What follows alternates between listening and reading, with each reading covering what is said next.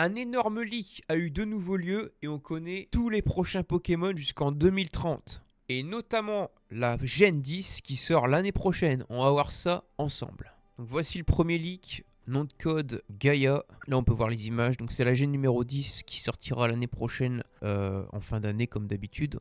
Fin d'année 2026. On peut y voir des images plutôt quali en vrai. Hein. Modèle 3D, un peu la gueule des paysages. Et là, bon, sus les plantes, il n'y a rien de fou hein, sur la troisième. Et donc là, c'est marqué résumé des fuites de Pokémon White et Wave, gène numéro 10. Donc vent et mer, ou vent et vague, je sais plus comment on dit.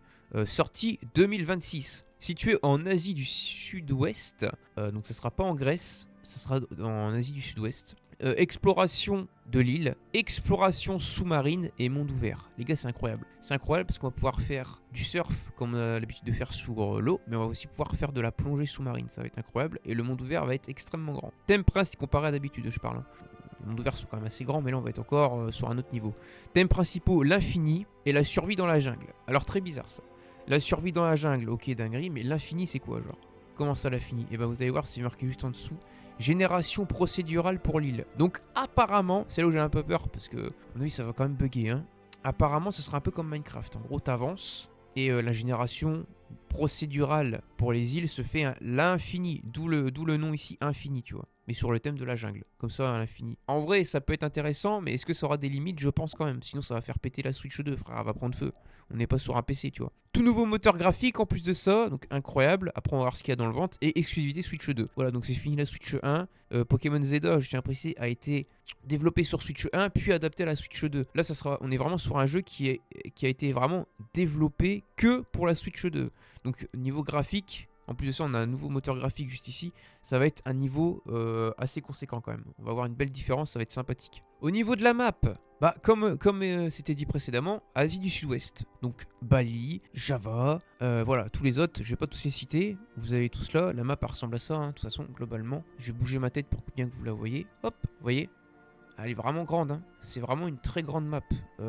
Franchement, quand je vois la map, ça, plus la génération procédurale, et en plus de ça, tu peux te balader sur l'eau, hein, tous les trucs là que tu vois là, les trucs bleus, c'est de la flotte. Plus de la sous-marine, tu peux aller sous l'eau, genre, ça va être dingue. Ça va vraiment être une dinguerie. Moi, j'ai hâte d'aller à Bali, perso, parce que j'aime bien ce spot-là de base. Le cadre original de Pokémon Vent et Vague, et donc en Asie, ça on l'avait dit, remarque ces informations proviennent directement des documents de Siguru Omari, d'accord, de 2021, et contredit l'information selon laquelle elle était basée sur la Grèce. Voilà ce que j'avais dit précédemment dans une autre vidéo et ce qu'on avait vu aussi en termes de leaks. De base, c'était censé être pour la Grèce. Et en vrai, c'est dommage parce que du coup, ça vient niquer tous les leaks qu'on avait vus qui étaient vraiment très hypant. Donc c'est dommage. Après, peut-être que ça sera réutilisé dans un autre projet, mais je pense pas. Nous ne savons pas si le paramètre de la région a changé pendant le développement. Je sais pas, parce que du coup, c'est plus en Grèce, c'est en Asie du Sud. Donc en fait, ils sont quasiment switchés de projet, quoi.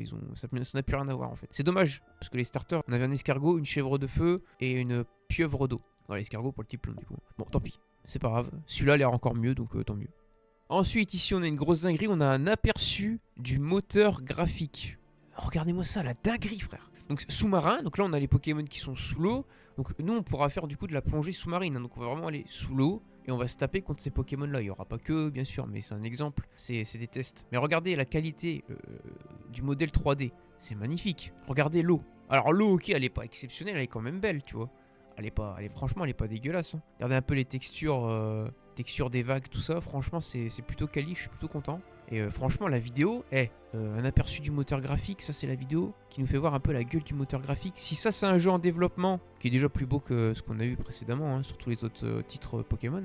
Si ça c'est en développement, qu'est-ce que ça va être le jour de sa sortie? Ça va être magnifique.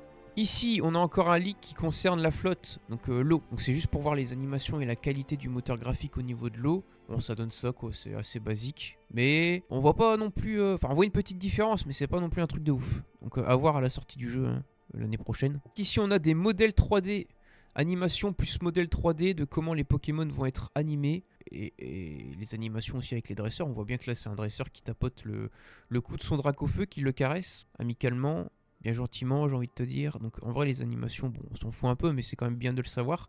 Et ici, pareil avec le Chevroom, voilà, où il joue. Alors, il joue sur la taille, hein, c'est pour faire voir qu'il a accès au modèle 3D. Il joue avec le modèle 3D.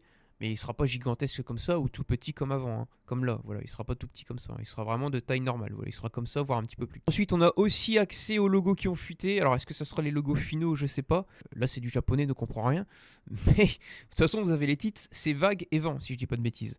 Donc voilà les logos. En vrai, bon, ça on va voir si ça va bouger dans le temps. Ensuite, concernant les modèles 3D, voilà, on a le projet de base et là, on a le projet Gaia. C'est marqué ici. Oula. C'est marqué ici, j'allais bouger l'image. Donc en fait, le Pikachu va avoir un nouveau style, un nouveau design. Ça, c'est l'ancien, celui-là qu'on connaît tous, un peu bouffi. Et là, il est un peu plus fit. Il a fait une sèche, comme on dit. Et en vrai, je le préfère comme ça. Je trouve qu'il est plus proportionné. Il est mieux comme ça, le Pikachu. Voilà. Dites-moi ce que vous en pensez. Moi, je trouve qu'il a une meilleure tête comme ça. J'ai Gaia, encore une fois. Donc là, pour 2026, hein, c'est bien marqué ici. Hein. RPG, machin, bon bref. Et là, c'est les images qu'on a. Une image un peu moins quali. Et une image qui est beaucoup plus quali. Regardez-moi ça, la gueule. Imagine, tu lances ton jeu, t'as ça en face de toi. Je suis désolé, mais ça a l'air d'être incroyable. Ça a l'air d'être un banger. C'est incroyable. Et on a aussi cette image-là. Voilà, qui est juste là. Ça m'évite de retrouver le tweet. Voilà.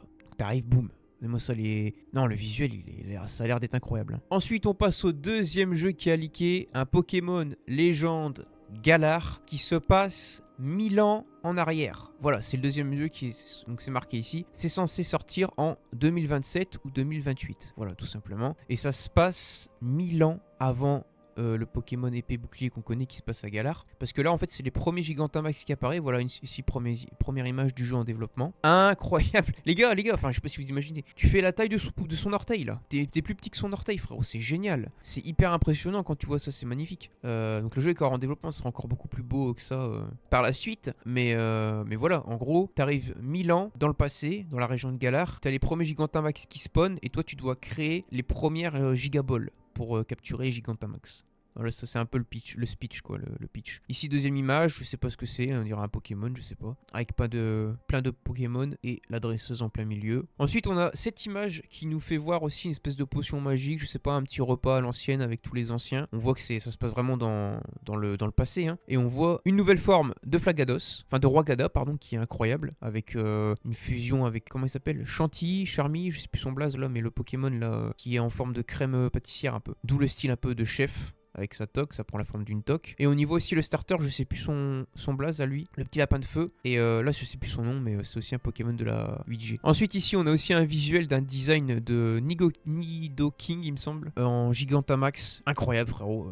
Franchement, j'aime beaucoup le design. Et pour finir sur ce jeu-là, on a le nom du jeu, le nom de code, donc Ringo, je sais pas si je l'ai bien dit. Et on voit effectivement que ça se passe 1000 ans en arrière. Donc ça sera du coup le troisième titre légende, donc légende Galar. 1000 ans en arrière, et tu dois créer la première Gigamax Pokéball. Donc la première ball Gigamax. Et ici, tu as les premiers fanart. Enfin, c'est même pas des fanarts, c'est des... Je sais plus comment on appelle ça là. Et donc on voit que ça sera comme une espèce de roche avec un petit caillou dessus pour contenir le Pokémon. C'est un peu bateau, hein. Tu te dis comment ça marche. C'est quoi ces conneries? Mais bon, il y aura bien évidemment une logique façon Pokémon de créer. Et pour finir, là c'est le jeu qui m'a hype le plus. C'est le top 1, je vous le dis. C'est celui qui sortira Enfin, c'est celui qui sortira le plus longtemps en fait. Donc 2030 certainement. Game Freak, c'est quand même dans 5 ans. Ça fait un peu chier, mais bon, vas-y. On va dire 4 ans et demi. On est bientôt à la fin d'année. Game Freak dévoile un remake de Pokémon multi-région, mon frère. Multi-région.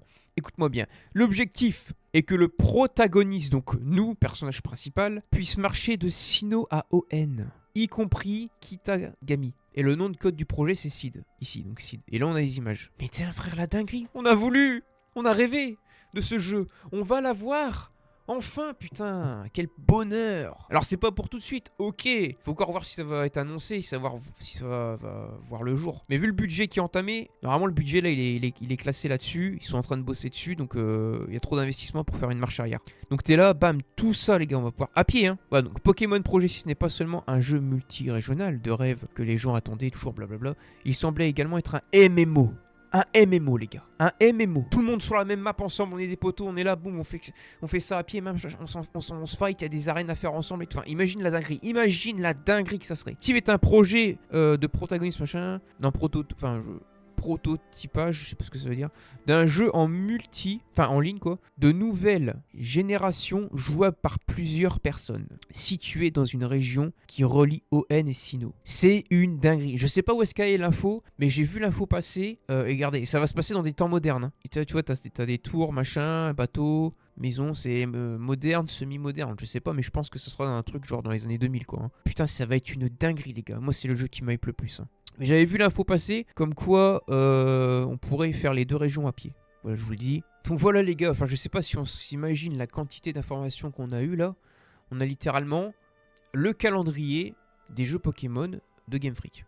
Et je sais pas vous, mais moi j'ai l'impression qu'on va rentrer dans l'âge d'or de Pokémon. Parce que là, il y a un gros tour. Si vraiment tous les projets sont réalisés et sont vrais et réussis, surtout, parce que ça doit être bien, si c'est pas réussi, c'est nul. On va être sur des masterclass, surtout sur le dernier là. Le MMO, mec, j'attends ça depuis tellement d'années. Donc là, Pokémon nous sortent Champions, qui n'est pas encore sorti, qui va être incroyable, stratégie, machin, qu'on attendait ça depuis des années. Nous sortent un Pokopéa en mode Animal Crossing. Bon, ça, on s'attendait pas, mais bon, c'est super sympathique. Pourquoi ça donne un vent de fraîcheur, on va dire, à la licence. Mais surtout, au-delà de ça, Légende Galar. Alors pourquoi Galar alors que le jeu est pas si vieux que ça? Bah parce que voilà, il y a... Enfin ça je sais pas, ça vient d'eux. Mais ça va être déjà une dinguerie, ça a l'air d'être une dinguerie. Enfin excuse-moi, mais t'arrives, le Pokémon il est géant en face de toi, c'est trop bien. La 10G qui sort l'année prochaine, normalement, qui va être même annoncé d'ici février pour le Pokémon Présente comme chaque année. Où est-ce qu'il y a des grosses annonces, ça va être un banger. Et en plus de ça, on a le Pokémon MMO qui relie Sinnoh et OM, que tu peux traverser à pied. J'ai vu l'information noir sur blanc, puisque j'ai pas su la retrouver.